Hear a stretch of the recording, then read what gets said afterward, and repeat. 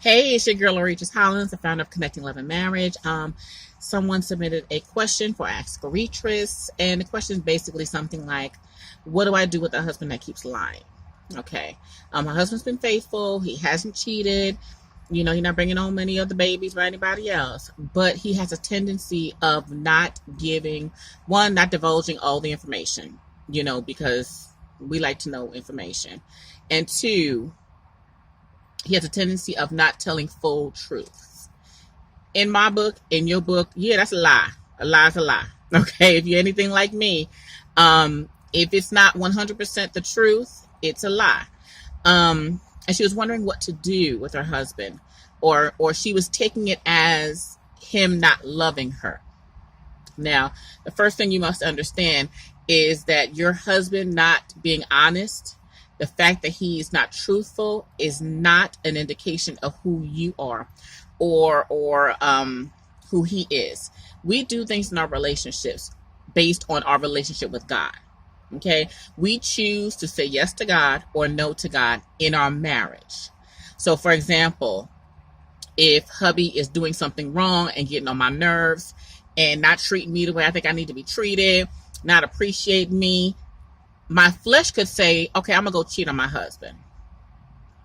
But the God in me, because I honor God, I choose to not step out. Not because my husband is so great and he just bomb.com. I do think he's bomb.com. But it's not a reflection of him. My relationship and commitment to my marriage is based on my relationship with God.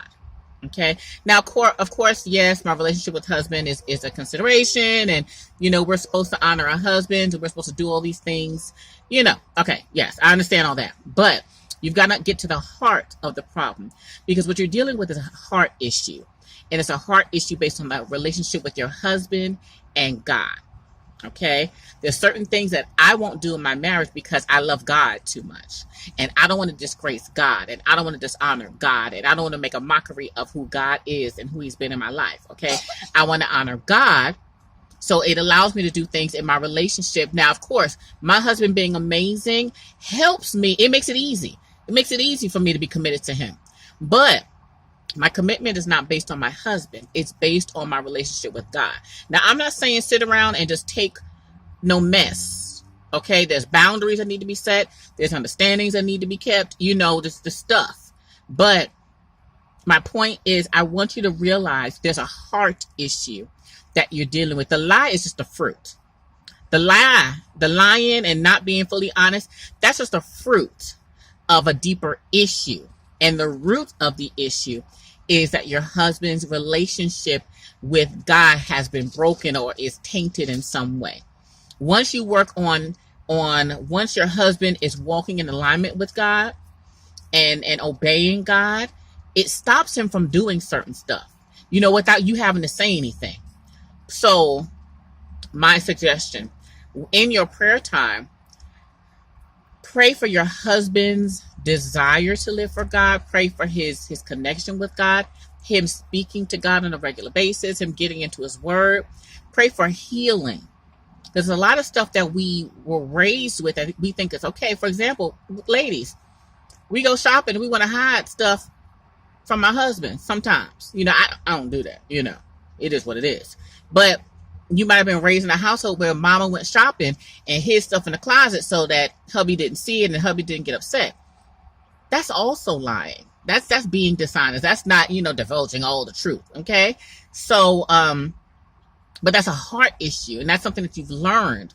So unfortunately, there's some stuff that we've learned that we continue to do based on our upbringing and based on our brokenness and stuff we haven't released to God. So pray for those things for him. Now, listen closely. I'm not excusing his behavior, because I think anybody who's grown, has accepted Christ as their Savior, and claims to live for God should know better and should do better.